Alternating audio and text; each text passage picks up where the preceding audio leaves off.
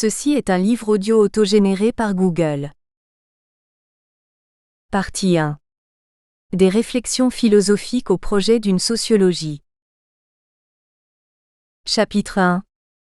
La constitution de la sociologie comme science de la société. On peut suivre Robert Nisbet lorsqu'il précise qu'il existe deux manières d'établir l'histoire de la pensée. La première, et la plus ancienne aussi, consiste à commencer par la présentation des penseurs dont les écrits alimentent l'histoire de la pensée.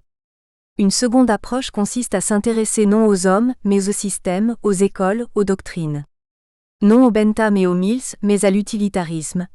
Non aux Hegel et aux Bradley, mais à l'idéalisme. Non aux Marx et aux Proudhon, mais au socialisme. Nisbet, Hopstetter 1000 page 15. Pour Nisbet, 5 idées élémentaires spécifient les domaines ou objets de la sociologie par rapport aux autres sciences sociales. Il s'agit de la communauté, de l'autorité, du statut, du sacré et de l'aliénation.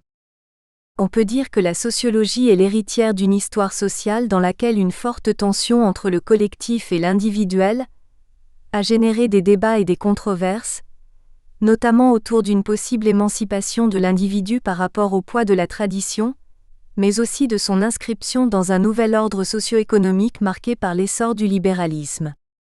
Les révolutions industrielles et démocratiques ont précipité le discours et la réflexion sur le devenir des sociétés modernes.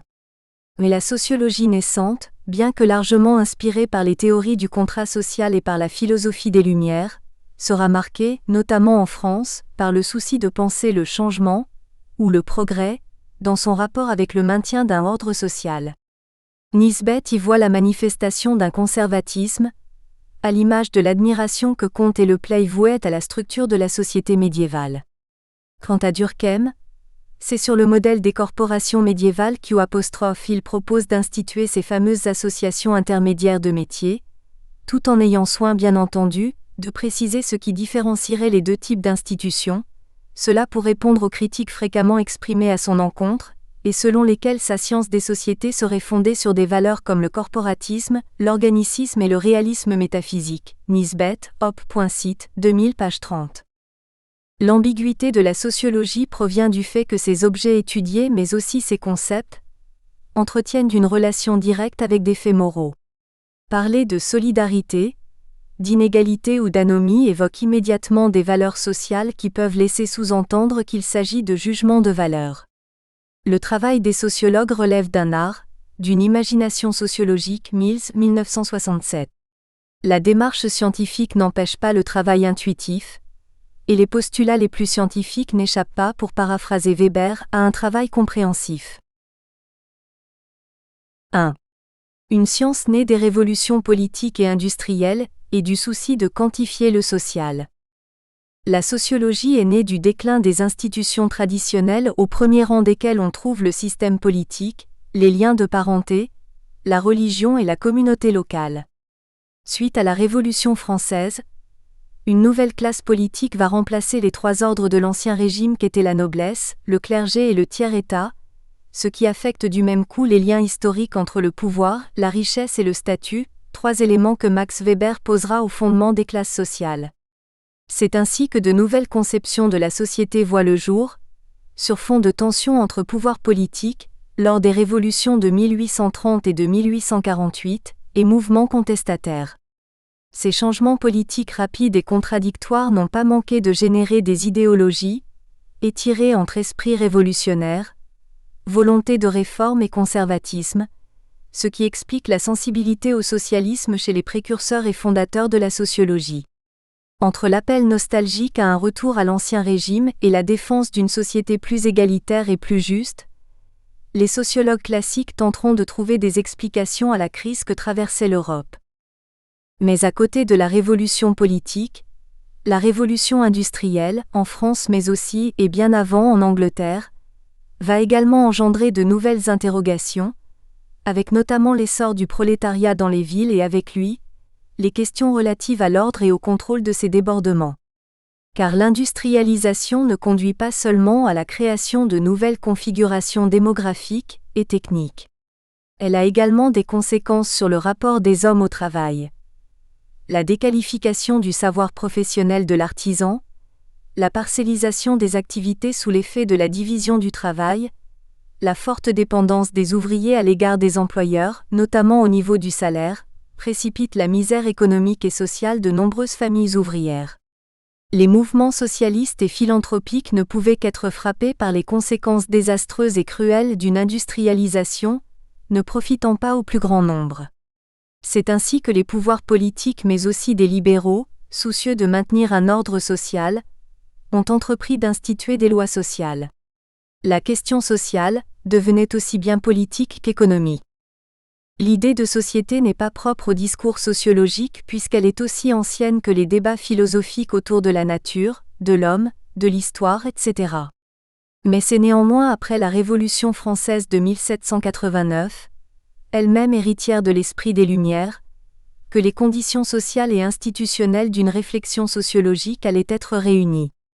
Mais il faut souligner que cette réflexion est doublement liée aux transformations industrielles, économiques et politiques que connaît le XIXe siècle, ainsi qu'aux débats et controverses idéologiques entre grosso modo les défenseurs des idées issues de la Révolution et les réactionnaires tels J. de Maistre ou Louis de Bonald, qui n'y voient que nihilisme et décadence. La rupture annoncée avec l'Ancien Régime, avec les privilèges et les ordres, n'est pas reçue avec un optimisme inconditionnel, car elle suscite de nouvelles questions, à commencer par les modalités rendant possible la vie en société ou en communauté.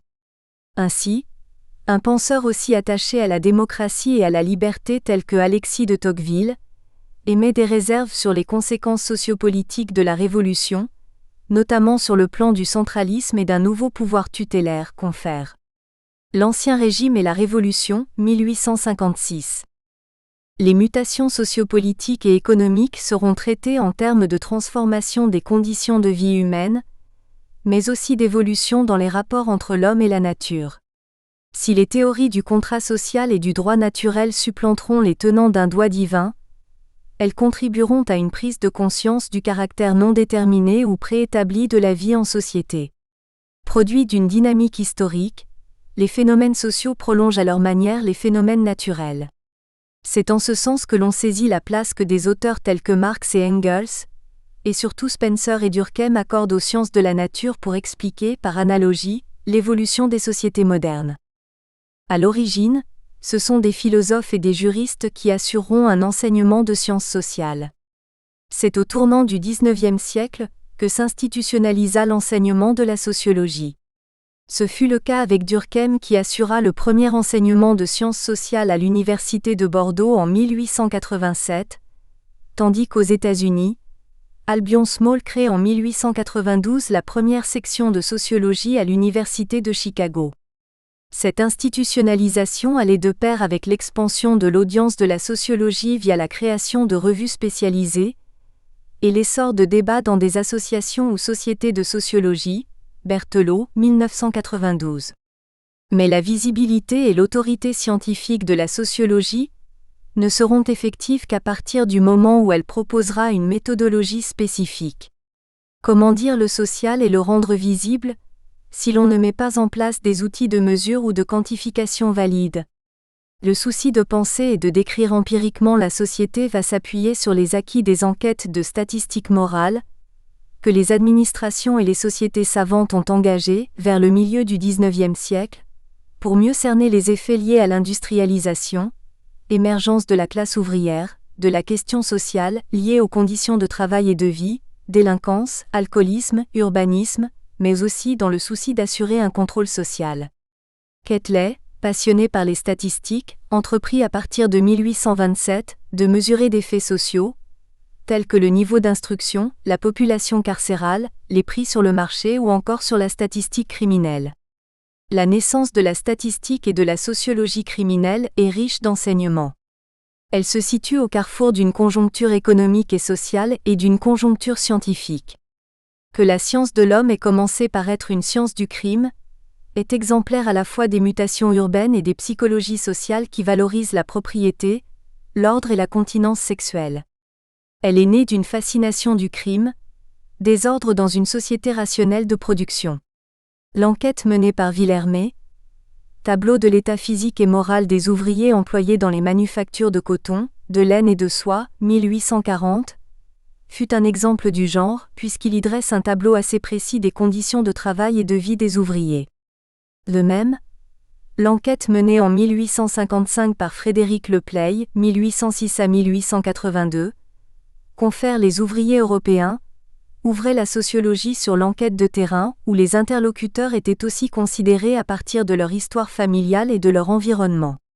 Ces enquêtes ne sont donc pas indépendantes d'un projet de réforme sociale, comme l'énonce Le Play en écrivant « J'ai vu naître en 1827, à l'époque où je quittais l'école polytechnique, les souffrances sociales qui ont pris aujourd'hui un caractère si dangereux. Et comme mes condisciples les plus éminents, j'ai tout d'abord songé aux moyens d'y porter remède. » 4. La fondation de la sociologie comme science ne peut être réduite aux seules révolutions politiques et industrielles. Elle est aussi redevable à un mouvement général de pensée, qui consacre la science comme seul moyen permettant de comprendre rationnellement la réalité. Les progrès de la chimie, de la biologie, de la médecine, notamment la médecine expérimentale avec Claude Bernard, et de manière plus générale, des sciences de la nature, avec Darwin dont les idées évolutionnistes influenceront les thèses du sociologue Spencer et de Durkheim, ont servi de modèle et de paradigme pour la légitimation d'une science du social qui revendique à son tour une rigueur théorique et méthodologique. C'est donc bien parce que la sociologie est susceptible d'éclairer sur des problèmes contemporains, qu'elle a bénéficié d'une reconnaissance lente mais effective, tant au plan intellectuel qu'institutionnel puisque son enseignement s'est généralisé au sein des universités. 2. La volonté de penser l'unité du social. La naissance de la sociologie en tant que discipline autonome impliquait de spécifier son domaine et son objet, mais aussi d'en souligner d'une certaine manière l'unité. La société posée comme un tout devait être considérée comme une entité que l'on pouvait aborder dans son ensemble, classe, institutions, groupes sociaux, autant d'éléments susceptibles de renseigner sur la nature du social et de sa dynamique. C'est en ce sens que l'on comprend l'attachement d'Émile Durkheim à fonder une sociologie qui traite des faits sociaux comme réalité indépendante des individus, le souci de Max Weber de penser la spécificité du capitalisme en Occident, eu égard à l'éthique protestante ou encore la préoccupation de Karl Marx d'étudier le changement social à partir des rapports sociaux de production posés comme déterminant l'idéologie et la conscience. Cependant, la pensée sociologique est marquée dès l'origine, par le poids de la tradition intellectuelle dont procèdent les options théoriques choisies. En France, Émile Durkheim, sensible aux thèses de Saint-Simon sur le socialisme et au positivisme d'Auguste Comte, entreprend de fonder une science du social qui soit à la fois objective et utile moralement. La sociologie durkheimienne porte l'influence des sciences expérimentales, de la biologie notamment qui lui fournit une assise épistémologique pour penser le lien entre la différenciation sociale et l'unité organique qui s'institue entre les individus. En ce sens, en tant que science du collectif, la sociologie peut prétendre à déterminer les lois explicatives de la société comme un tout, puisque celle-ci est une synthèse originale irréductible à ses parties. Mais c'est aussi en rompant avec la prédominance d'une philosophie sociale et métaphysique que le durkheimisme s'est affirmé. La scientificité de la sociologie doit être première, et l'expérimentation sur fond de comparatisme doit garantir son objectivité. Face au courant positiviste influent en France, on trouve le courant interprétatif en Allemagne, incarné notamment par la sociologie compréhensive de Max Weber. Si les deux courants partagent le souci, bien qu'à un degré variable, de penser la totalité de la société et son changement, le second cherche surtout à établir l'individu historique, qualifiant des relations religieuses, morales, politiques et économiques. Ce n'est pas la recherche de lois qui préoccupe la sociologie weberienne, mais plutôt l'élaboration d'une synthèse provisoire relative à un phénomène, en attendant que le progrès de la recherche permette de proposer de nouveaux postulats. La société n'est pas seulement affaire de contraintes extérieures, s'imposant aux individus. Elle est aussi intériorité en ce qu'elle existe à partir des activités individuelles et du type de rationalité qui les anime. À l'origine donc, la sociologie présentait une vision cohérente du tout social, qu'il soit pensé en termes de fait social ou d'activité sociale, sans doute parce que le projet de fonder une discipline nouvelle rencontrait, en dépit des mutations sociales, Une certaine stabilité autorisant à isoler un phénomène pour en faire un élément déterminant ou influençant le changement. La donne deviendra tout autre avec le déclin plus prononcé des modes de régulation traditionnels et l'avènement d'une société de plus en plus urbaine, de plus en plus rationnelle, comme en témoignera le développement du taylorisme, de la bureaucratie et de la forme scolaire. Au XIXe siècle, c'est la notion même de société qui deviendra problématique à définir et ce ne sont pas les catégories conceptuelles comme les classes, le mouvement ouvrier, ou encore le genre qui parviendront à en donner une image unifiée. La sociologie, enrichie par de nombreuses recherches de terrain et de nouveaux paradigmes, va devenir une sorte de mosaïque dont la diversité des orientations théoriques traduit tout autant la multiplicité des champs étudiés que l'éclatement de la société en une myriade de contextes, d'institutions et d'expériences. La volonté de penser l'unité du social n'est peut-être que la variante scientifique du souci de régénérer du lien social que la société traditionnelle semblait assurer de manière communautaire. Toute sociologie peut donc s'analyser à la fois comme l'effort intellectuel visant à unir ce qui se sépare, à doter d'une unité ce qui se fragmente, et comme la conscience malheureuse de l'impossibilité pratique d'y parvenir. La sociologie conçoit toute la modernité comme une phase interminable de transition et permet de rendre compte du présent contre le passé, du changement contre la tradition, et comme l'a si bien perçu Harold Rosenberg, d'établir une forme de transition du nouveau. 3. Le statut de l'individu dans la société moderne. Pourtant, l'une des questions centrales auxquelles la sociologie s'est affrontée dès sa naissance et jusqu'à aujourd'hui est celle de la relation, arbitrairement séparée mais tenant largement à une conception philosophique dont sont nées la psychologie et la sociologie, deux disciplines revendiquant respectivement l'étude de l'individu et l'étude de la société entre l'individu et la société.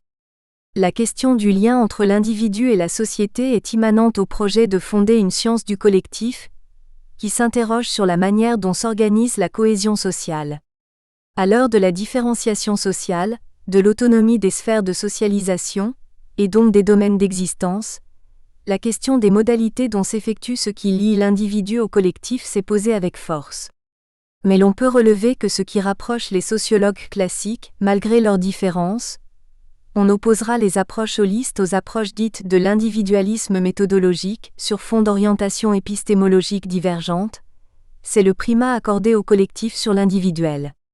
Weber, qui paraît le plus enclin à accorder une place importante à l'individu, ne s'intéresse en réalité qu'à ce que nous pourrions appeler sa subjectivité sociale.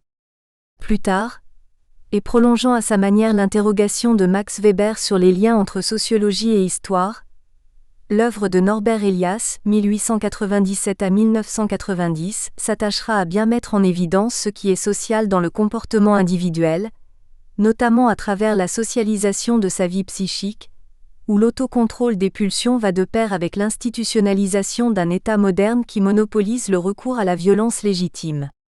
Elias a pu montrer que les comportements les plus ordinaires et quotidiens puisent leur genèse dans une histoire dont il convient de faire apparaître l'interdépendance fonctionnelle. Son analyse de la psychologie et de la sociologie des mœurs dans la civilisation occidentale l'amène à distinguer trois phases. Celle du Moyen Âge, celle de la Renaissance qui va jusqu'à la seconde moitié du XVe siècle où se met en place une civilité, et enfin la phase de civilisation. Ce que Elias montre avec habileté, c'est la correspondance entre la structure mentale des individus et la structure sociale. Le lien entre ces différentes périodes historiques réfère au processus d'intériorisation par les individus du contrôle social. L'élite dominant la société, soucieuse de se distinguer, impose et diffuse des normes de comportement. Ce fut le cas avec la noblesse chevaleresque, puis avec la noblesse de cour et enfin avec la bourgeoisie. La distinction individu-société a perdu de sa pertinence dans la sociologie contemporaine, mais elle reste à l'arrière-plan des nombreux débats qui traversent cette discipline. En prolongeant in fine, d'anciens débats philosophiques comme la question de la nature humaine, de la souveraineté de l'individu ou encore du contrat social, la question relative à ce qui unit et sépare l'individu à la société ou au collectif, travaille de manière plus ou moins explicite les concepts mobilisés, tels les agents, les acteurs ou encore les sujets confrontés au système, aux structures ou aux institutions. 4. La nécessité d'une démarche d'objectivation scientifique.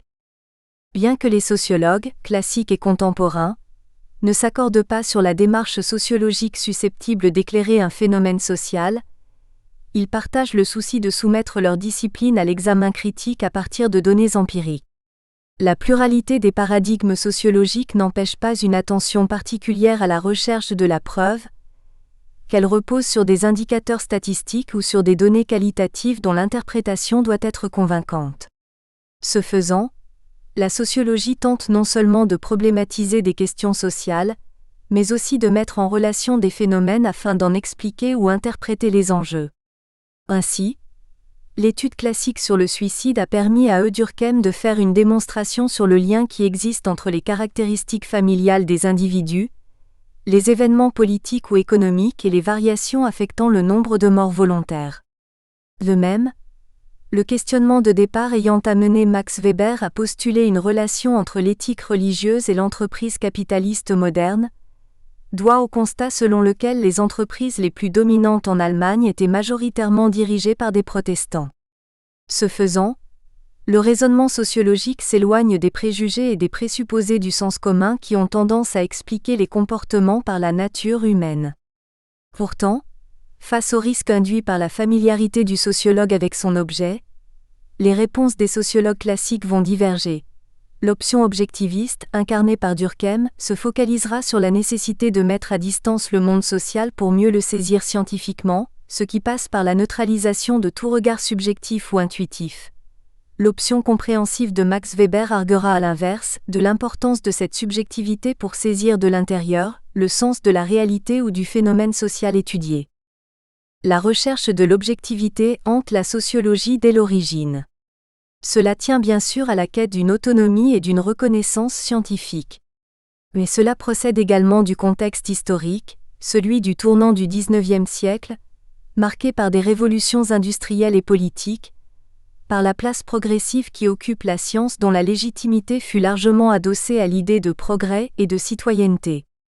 La compétition entre la sociologie et d'autres disciplines telles que la littérature ou l'histoire va également précipiter la recherche d'une méthodologie originale, allant de pair avec la délimitation d'un champ d'investigation propre. Ainsi, les efforts des sociologues se sont concentrés sur l'identification des phénomènes sociaux, en précisant notamment la nature par rapport aux autres phénomènes, psychologiques, historiques, et en proposant une méthodologie singulière, qu'elle soit expérimentale ou comparative. L'unité de l'objet de la sociologie n'empêchera pas l'essor d'une pluralité d'orientations méthodologiques, holisme, individualisme méthodologique, interactionnisme, et d'une diversité de paradigmes que l'on schématise souvent à travers des courants, culturalisme, fonctionnalisme, structuralisme génétique, interactionnisme symbolique.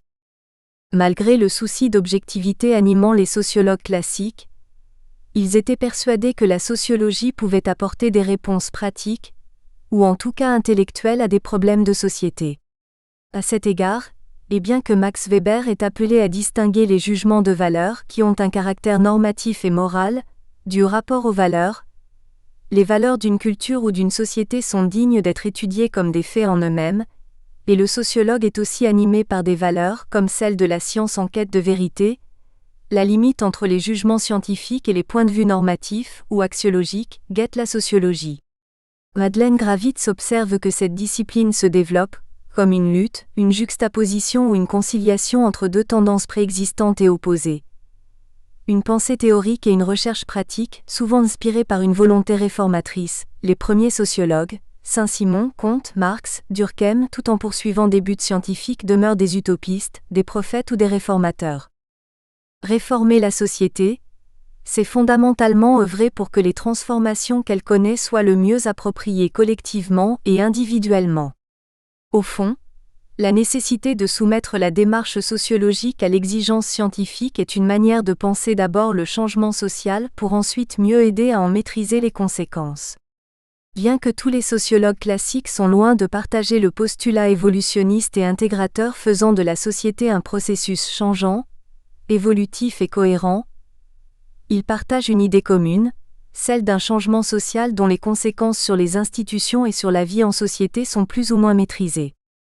On peut dire, en suivant François Dubay, que la sociologie classique a toujours intellectuellement partie liée avec un certain évolutionnisme décrivant l'émergence des sociétés, donc des sociétés modernes, comme un processus naturel, constitué d'étapes dont le sociologue doit retracer la généalogie afin de hiérarchiser ces sociétés selon leur degré de modernité. La démocratie, l'égalité des conditions, est un mouvement fatal de l'histoire chez Tocqueville, comme la rationalisation du monde chez Weber, comme le développement des forces productives chez Marx et la division du travail chez Durkheim. La sociologie européenne du XIXe siècle, jusqu'au début du XXe, se caractérise par son souci d'être en phase avec les réalités contemporaines, ce qui signifie l'abandon des abstractions philosophiques et avec la naturalisation de l'homme. C'est en ce sens que l'on comprend la mise en exergue de l'histoire économique et du droit, avec une place de prédilection accordée au travail et à sa place dès les rapports sociaux. Cette sociologie naissante s'inspire des autres sciences et de leurs paradigmes, tels le modèle historique, Weber, Marx, le modèle des sciences exactes Spencer et le modèle évolutionniste non linéaire Saint-Simon, Durkheim ou mutationnel, Marx. À côté de la sociologie en Europe, se développe une sociologie américaine qui sera partiellement influencée par certains auteurs originaires du vieux continent.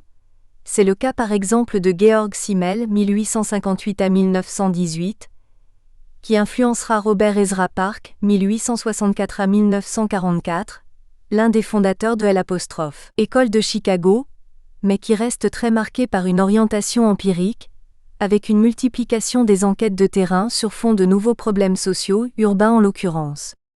C'est aussi en Amérique que la sociologie va s'institutionnaliser et se professionnaliser assez rapidement, alors qu'en Europe, sa reconnaissance sera plus tardive. À côté d'un auteur tel que G.H.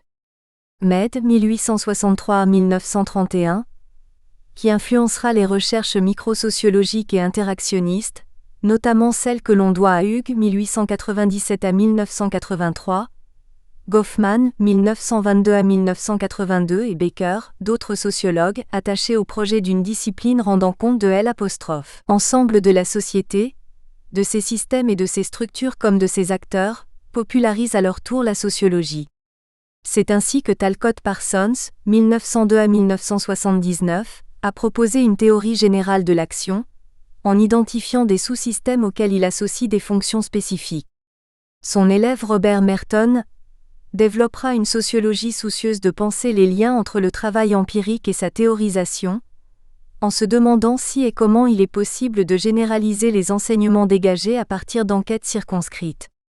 Les différents courants de recherche en Amérique connaissent aussi des controverses et des luttes de reconnaissance, puisque les approches proposées doivent à des options théoriques et idéologiques divergentes, et à la volonté d'imposer leur point de vue comme étant le plus légitime scientifiquement. La tradition sociologique est aujourd'hui marquée par des renouvellements épistémologiques, au rythme des changements sociaux mais aussi de la construction de nouveaux paradigmes théoriques. Ce sont souvent des objets d'étude dans des contextes sociaux particuliers, qui fournissent aux sociologues l'occasion d'éprouver leurs modèles théoriques mais aussi de les revisiter. Ces contextes sociaux réfèrent souvent à des sous-disciplines, révélant la spécialisation de la sociologie. On parle de sociologie du travail, de sociologie de l'éducation, des organisations, des religions, du sport, de sociologie politique, de sociologie urbaine. Au XXe siècle, à la spécialisation de la sociologie en domaine se conjugue la diversité des orientations épistémologiques.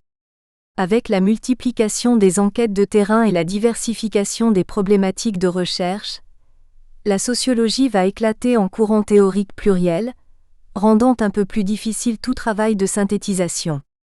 Rien qu'en France, Jean-Michel Berthelot distingue 7 courants de pensée en sociologie. Il s'agit de l'individualisme méthodologique, Raymond Boudon, du structuralisme génétique, Pierre Bourdieu, de la sociologie de l'action et de l'intervention sociologique, Alain Touraine, de la sociologie dynamique, Georges Ballandier, de la sociologie des organisations, Michel Crozier, de la sociologie interprétative, Edgar Morin, Jean Baudrillard, et d'une sociologie sans étiquette, regroupant des chercheurs empruntant à la phénoménologie sociale, de la philosophie analytique et de L'. Ethnométhodologie, travaux de Bruno Latour par exemple. Tous les sociologues contemporains s'inspirent à des degrés divers des auteurs classiques. Le retour aux classiques, précurseurs et fondateurs, donnera la mesure de l'histoire de la pensée sociologique, dont la diversité conceptuelle et l'hétérogénéité des modèles théoriques n'a d'égal que la complexité des enjeux affectant les sociétés modernes et leurs institutions. Chapitre 2. Les précurseurs de la pensée sociologique, de la philosophie sociale à la sociologie.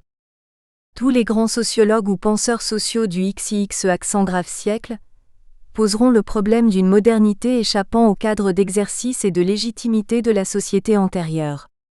Les grandes oppositions conceptuelles qu'ils forgeront seront autant de variations sur ce thème, et le point de départ où la finalité de leur activité de connaissance sera le plus souvent pratique.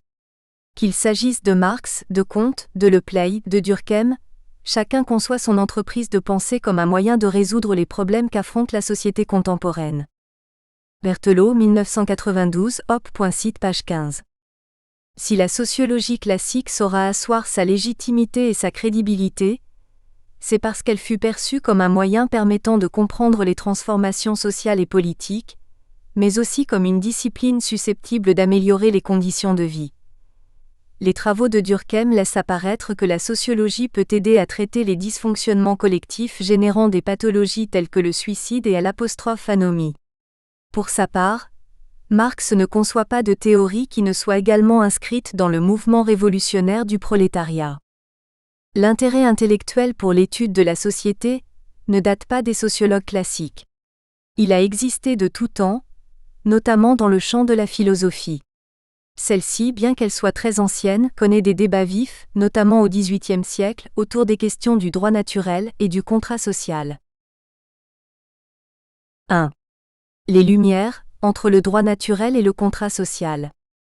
Au XVIe siècle, la Renaissance et la Réforme consacrent l'homme en valorisant son épanouissement et sa liberté. La liberté ne concerne pas seulement le domaine de la vie sociale et politique. Elle renvoie aussi à la foi puisque la médiation entre l'homme et Dieu n'a plus besoin d'être incarnée par l'Église. Ce siècle est aussi celui de la célébration de la science et des découvertes scientifiques, ce qui préfigure le rationalisme de l'âge classique, le XVIIe siècle. Ce mouvement intellectuel et réformateur consacre l'individu puisqu'il est censé être doté de raison, Spinoza. Pour René Descartes, 1596 à 1650, l'homme est capable d'accéder à la vérité, celle-ci est mathématisable et seule la raison est susceptible d'aider l'homme à maîtriser la nature. Ainsi, l'esprit cartésien suppose que la légitimité des énoncés ou des idées ne peut être fondée que sur des démonstrations ou des justifications rationnelles. Par extension, le pouvoir ou l'autorité ne se décrète pas de manière religieuse ou théologique mais devient affaire d'accords humains. Les théories du droit naturel partent de ce principe.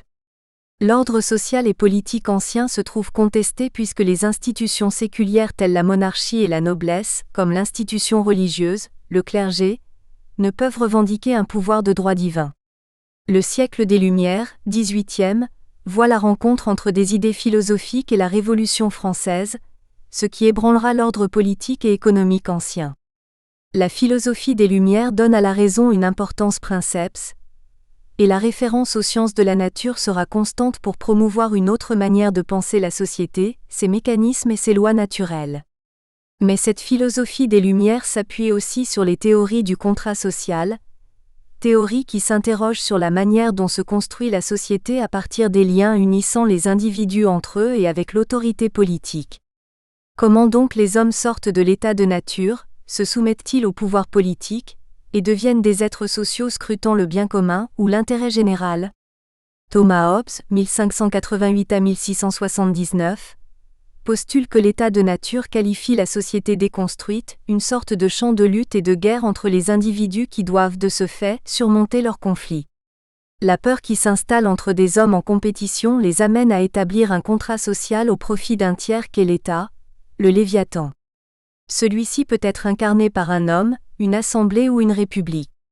D'une certaine manière, le propos de Hobbes préfigure la théorie sociologique durkheimienne, voire plus loin, en insistant sur le fait que la survie des individus ne peut être sans un pouvoir régulateur collectif qui dépasse et contrôle leurs passions.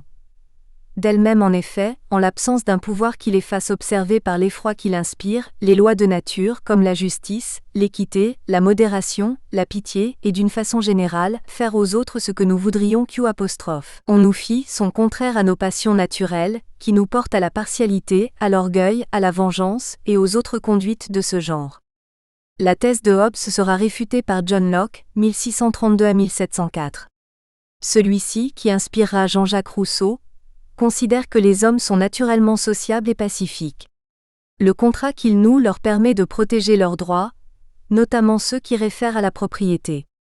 Il convient alors de limiter l'arbitraire du pouvoir politique, et de lutter contre les absolutismes. Si l'égalité et la liberté sont caractéristiques de l'état de nature, elles ne peuvent se déployer qu'à la condition qu'elles soient soumises à la loi de la nature, la raison qui en limite les excès.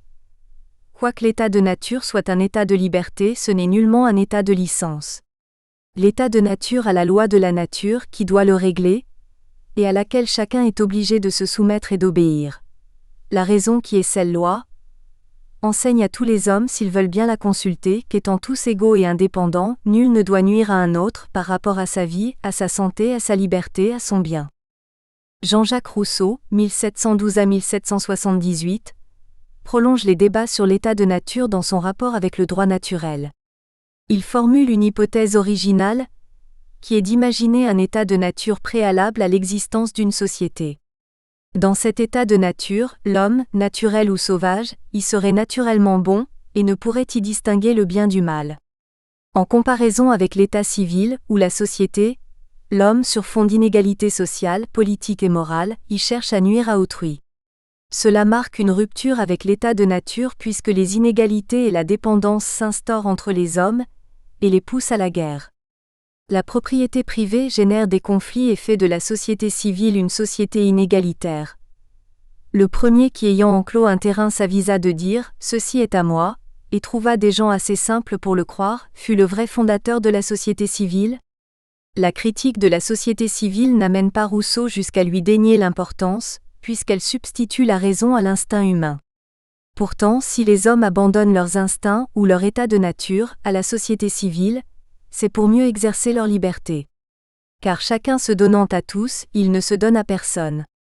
Le contrat social garantit ainsi les libertés individuelles, et la souveraineté du peuple, ou volonté générale en tant qu'expression de l'intérêt public, devient effective.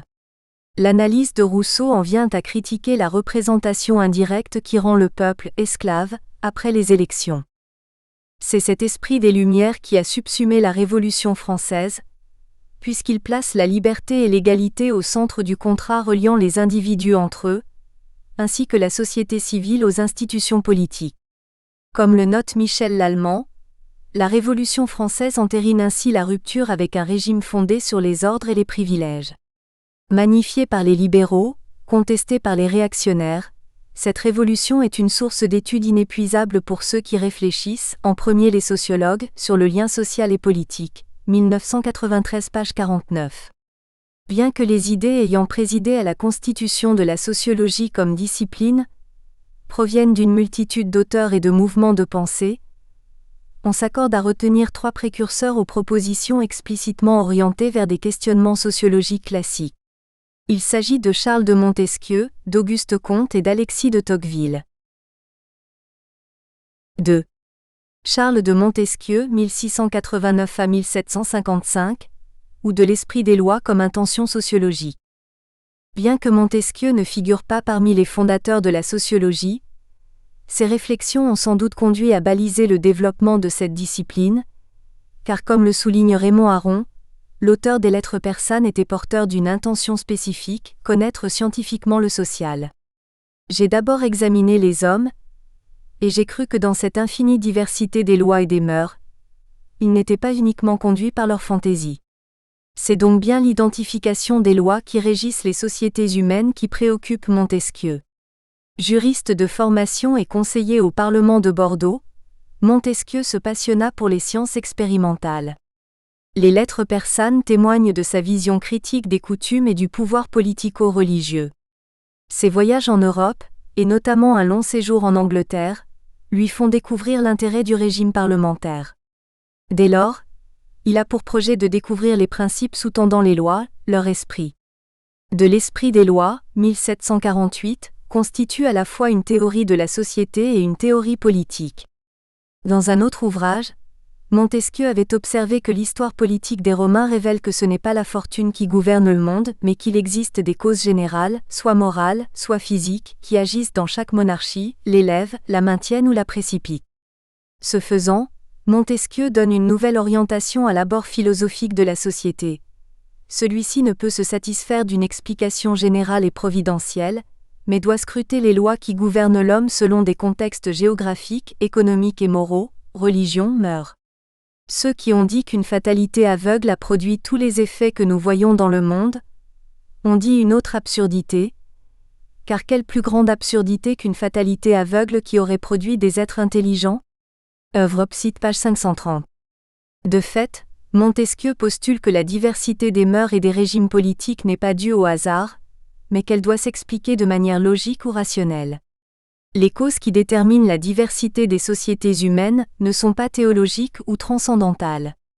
La perspective adoptée est celle d'une recherche de lois causales et donc explicatives, que Montesquieu associe à des caractéristiques mêlant les mœurs et le climat, la religion, la politique et le droit.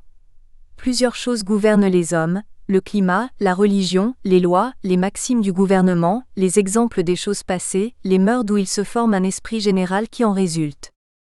À la différence des théories du contrat qui sont plus normatives, ou prescriptives au sens où elles insistent sur ce qu'il faut mettre en place comme type de société, la thèse de Montesquieu est résolument descriptive et explicative puisqu'elle s'attache à étudier les sociétés telles qu'elles sont et telles qu'elles ont existé.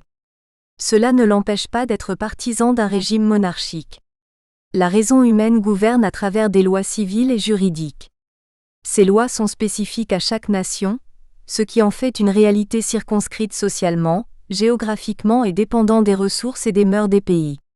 C'est à travers cette réflexion préalable que Montesquieu en vient à identifier des types de gouvernement, et par conséquent, à poser les bases futures d'une sociologie politique. Contrairement aux idées philosophiques qui, depuis Aristote, confèrent à l'État un statut central, Montesquieu y voit plutôt la conséquence d'un ensemble de déterminations, et notamment d'ordre naturel et social. Les lois qui gouvernent les hommes ne sont pas réductibles à des lois en tant que règles qui s'imposent à la société. Elles ne sont pas que des lois commandements mais recouvrent également des lois causales. Autrement dit, la loi ne se résume pas à un ordre provenant d'une autorité mais renvoie aussi à des rapports entre des causes et des conséquences que l'on peut expliquer scientifiquement. L'homme dispose d'une autonomie, celle que lui confère la raison, et c'est pour cela que les sociétés humaines sont gouvernées par des lois qui ne relèvent pas de la pure fatalité. Le raisonnement de Montesquieu l'amène à expérimenter ces hypothèses, au sens où elles s'appuient sur des expériences concrètes, et c'est ainsi qu'il va identifier plusieurs causes déterminant les types de gouvernement et leur esprit. Ces causes sont de 4 catégories, des causes géographiques, l'étendue du territoire, le climat, économique, l'organisation du travail et des échanges, démographique, le nombre d'habitants et culturel, religion, mœurs et croyances. C'est à une pensée complexe du social qu'invite Montesquieu, puisqu'il cherche non seulement à identifier une pluralité de causes subsumant les sociétés et leur gouvernement, mais aussi à scruter la nature intrinsèque de ces causes. Les causes culturelles se subdivisent en plusieurs éléments dont chacun apporte une explication partielle. Les mœurs, les manières et les lois influencent la conduite humaine au plan intérieur, extérieur et politique. C'est par cette analyse fine et raisonnée des sociétés que Montesquieu dégage l'esprit dont il cherche d'ailleurs à comprendre comment il se forme. L'esprit d'une nation rend compte du régime politique. Suivant la conception aristotélicienne de l'organisation politique, Montesquieu repère 3 types de gouvernement, le républicain, le monarchique et le despotique.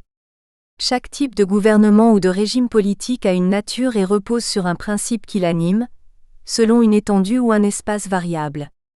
Ainsi, la nature d'un gouvernement républicain est celle de la souveraineté populaire totale, dans le cas d'une démocratie ou partielle dans le cas d'une aristocratie. Le principe qui l'anime est celui de la vertu, avec l'amour de la chose publique, res publica, et son étendue géographique est réduite.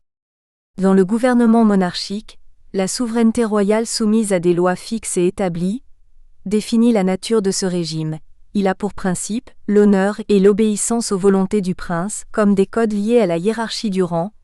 L'étendue géographique de ce régime est moyenne. Enfin, le gouvernement despotique a pour nature l'exercice solitaire de la souveraineté, sans règle ni contrepoids. Le principe de la crainte du despote et de l'obéissance servile l'anime, son étendue géographique est grande. En prenant exemple sur la Constitution anglaise, Montesquieu défendra l'idée d'une séparation des pouvoirs, seule à même d'empêcher l'arbitraire d'un pouvoir politique et de constituer un contre-pouvoir.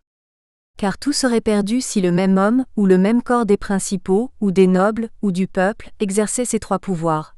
Celui de faire des lois, celui d'exécuter les résolutions publiques, et celui de juger les crimes ou les différends des particuliers. Il y a là une hypothèse sociologique fondamentale, celle de l'harmonie de la société qui passerait par un équilibre entre les institutions, chacune ayant une relative autonomie. Comme le note Raymond Aron, l'idée essentielle de Montesquieu est l'équilibre des puissances sociales, condition de la liberté politique, 1967, Opcite, page 40. Partisan d'un pouvoir, ou d'une puissance, modérée, Montesquieu voyait dans la monarchie le garant d'une stabilité politique notamment par l'existence de lois mais aussi de pouvoirs intermédiaires, comme le pouvoir législatif qui devait revenir à la fois à des représentants du peuple et à des représentants de la noblesse. En ce sens, la vision philosophique du social va de pair avec le projet de renforcer les liens entre la société civile et la société politique. Le politique, notamment l'État, ne peut être sans l'existence d'un corps social qui lui donne une existence. Cela n'est pas loin du point de vue qu'Émile Durkheim, fondateur de l'école française de sociologie, qui ne conférait pas à l'État une existence hors du social. Reprenant l'idée de Montesquieu relative à l'importance des pouvoirs intermédiaires, Durkheim observe que l'État permet aux individus d'avoir des droits face aux groupes sociaux dont ils font partie, groupes professionnels, familles, églises, 8. La politique n'est pas la seule manière de gouverner ou d'organiser la vie sociale. Il y a également le commerce, dans lequel Montesquieu voit le moyen de pacifier les relations entre les sociétés et les groupes sociaux. L'intérêt économique ou instrumental renforce la dépendance. Deux nations qui négocient ensemble se rendent réciproquement dépendantes. Si l'une a intérêt d'acheter, l'autre a intérêt de vendre, et toutes les unions sont fondées sur des besoins mutuels, L'Esprit des lois, tome 2, page 3. Le marché économique a donc des vertus positives, puisqu'il établit un équilibre entre les nations, les sociétés, mais aussi entre les passions ou les intérêts individuels et les besoins collectifs. En ce sens, Montesquieu peut être considéré comme l'un de ceux qui a su le premier et le plus clairement formuler le précepte central du libéralisme du XVIIIe siècle. La montée de l'économie marchande ne peut que contribuer à pacifier les relations entre les hommes et entre les nations, le bien commun étant atteint par la recherche par chacun de son propre intérêt.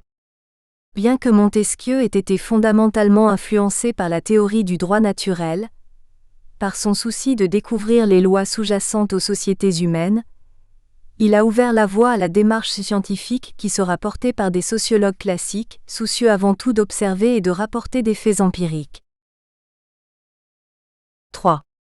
Auguste Comte, 1798 à 1857, et le néologisme sociologie. Auguste Comte, ancien élève de l'école polytechnique, est à l'origine d'un courant de pensée qui marquera durablement la sociologie française à ses débuts avec Émile Durkheim. Le positivisme et la démarche objective qu'il défend vont concourir à la reconnaissance de la sociologie, dénomination que l'on doit à Comte. Deux phases caractérisent ses recherches. Une première phase, qui va de 1830 à 1842, est consacrée à l'explication de l'évolution de la civilisation, à laquelle la sociologie doit s'atteler. Une seconde phase qui s'étend de 1851 à 1854 et se centre sur la recherche d'une société harmonieuse en mettant en avant l'importance et le primat du collectif sur l'égoïsme. La première phase correspond au cours de philosophie positive et la seconde au système de politique positive. Bien qu'il ait été attentif aux thèses des Lumières et à celles de la Révolution, Comte trouvait incompatibles l'individualisme et l'intégration sociale, la liberté. Nous espérons que vous avez apprécié cet aperçu. Pour continuer à écouter ce livre audio sur Google Play Livres, utilisez le lien dans la description de la vidéo.